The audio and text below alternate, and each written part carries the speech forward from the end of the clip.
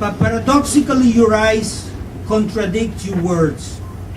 Topaz-like stains floating, smiling on the green that tries to drown them. A reed, your body, trembles, dances restlessly, with a tenacious gaze piercing them, with the quiet question phrasing the unattainable, the protean desire, the flare of something frail to be wrought by us in the interrupted sighs of lips. The verb destroys the sortilege. Absurd disquisitions, perhaps on how to decipher the secrecy of the text. Useless. Semen splurged in the vacuum, wasted in the fleeting image of memory. The hermetic smile sets a challenge, fades your words, haunts them. However, you don't dare. The audacity melts away in your silent begging. It founders, finally, but you, there, staring at me, questioning.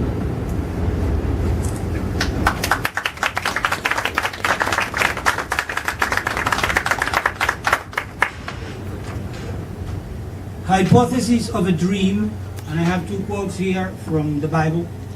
And it comes to pass, when he had made an end of speaking unto Saul, that the soul of Jonathan was knit with the soul of David, and Jonathan loved him as his own soul. 1 Samuel 18:1. Let him kiss me with the kisses of his mouth, for thy love is better than wine. The Song of Songs 1:2. Nevertheless, I never offered a thorough report of your absolute surrender. After all, I was the one who had gone searching for your scent of moss until I found you, distracted at the bar in the opal-tinged lights of the afternoon. Sycophants preventing me from coming closer were surrounding you. Our eyes met patiently. While leaning over, I noticed the dark blonde gown that made furrows on the back of your neck. I felt the swell of your breath and foresaw a capitulation. Our lips showed us the path. A recent breakup had made me vulnerable. I lost it after your kisses. I longed for your young body, sweet as sugar cane. I breathed in the fascinating insolence of your unsophisticated loquacity. I relinquished everything for your lips. While the summer scorching sun was hitting the walls, I nibbled on your buttons until I pulled them out and found you, strong and flawless, in the intoxicating sweat of your thighs, in the inner perspiration of your navel. We sat up in the midst of the bed sheets, impelled by the obstinate onslaught of the deferred lust, rising up in the umbra tree of that irreparable afternoon. Habits make us despicable.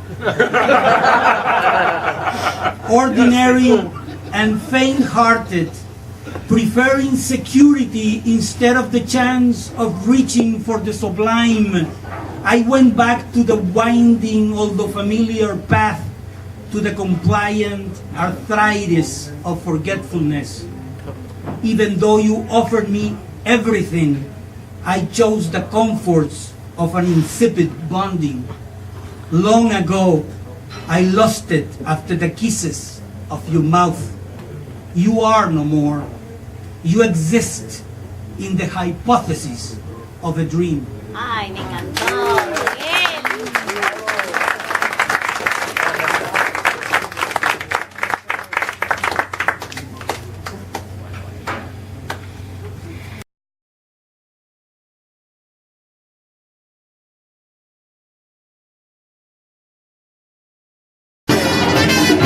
Miguel.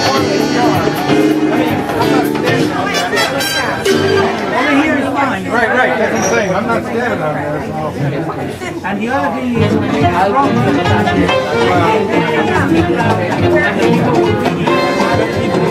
I guess, yeah, I guess.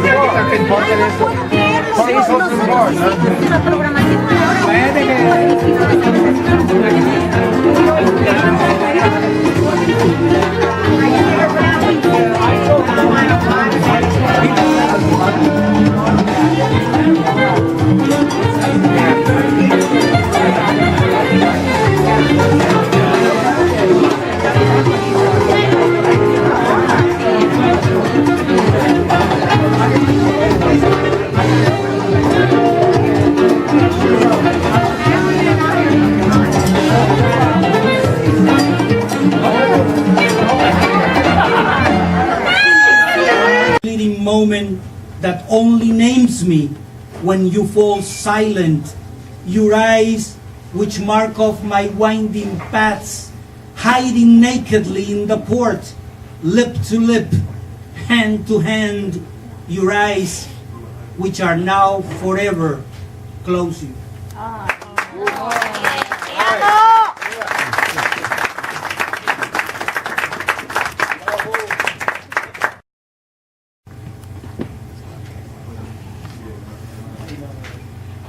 Pinder in the mirror.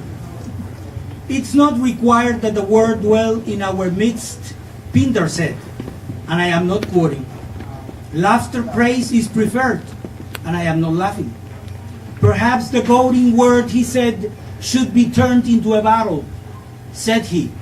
Did he say it? Silence is preferred. Is it, Pinder, now? Is it? The world is disorder. You weren't aware of that. It's unclean and only the word constructs its fiction. The page is dead. I breathe life to your frail strength.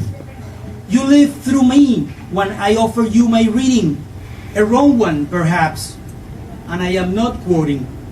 It's not required that the word dwell in our midst if we give dead life back to it.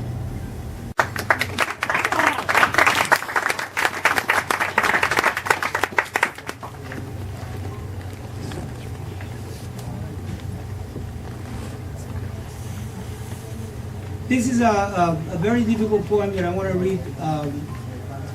It has several voices speaking at the same time and sometimes interrupts one without finishing the sentence. So bear with me when I read it. I only read it 2 or 3 times in my life. And this is a special night. Thank you to Richard. And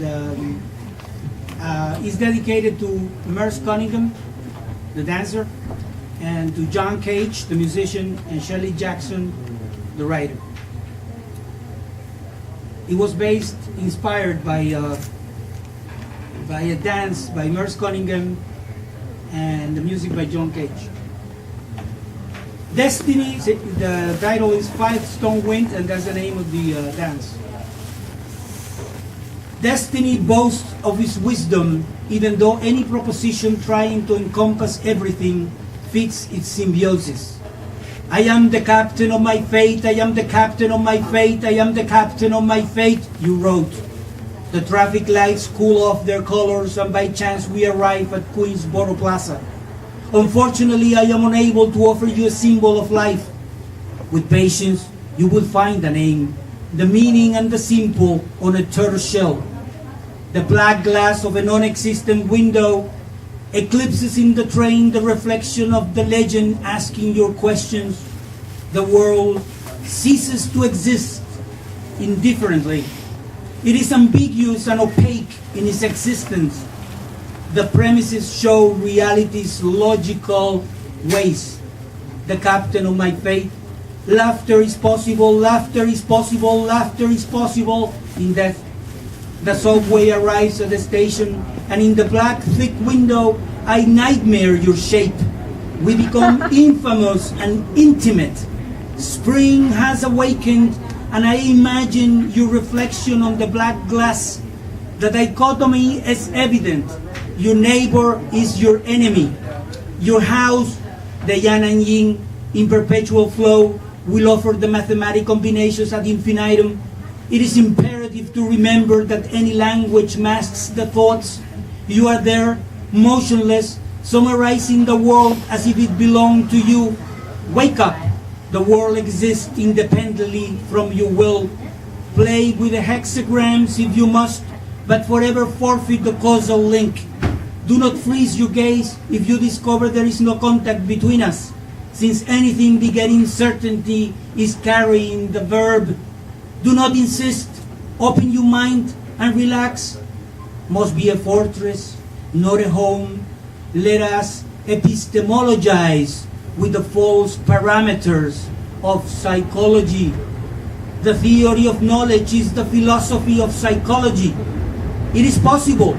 Until that happens, it doesn't matter what they call this land. Absurd, non sequitur, Scorcio sintatico incongruo con risultato di condensazione. It's imperative. Quiet. Quiet now. We cannot infer destiny's events from today's circumstances. A kiss will deny the tautology asleep in your mind's meanders. That I arrive on time for my translating treacheries. Namyo Horengekyo. An act enunciates me, defines me, limits me. A macaronic kiss on the nipple, replete with the ambrosia of a titillating Lotus Sutra. Possible is laughter, possible is.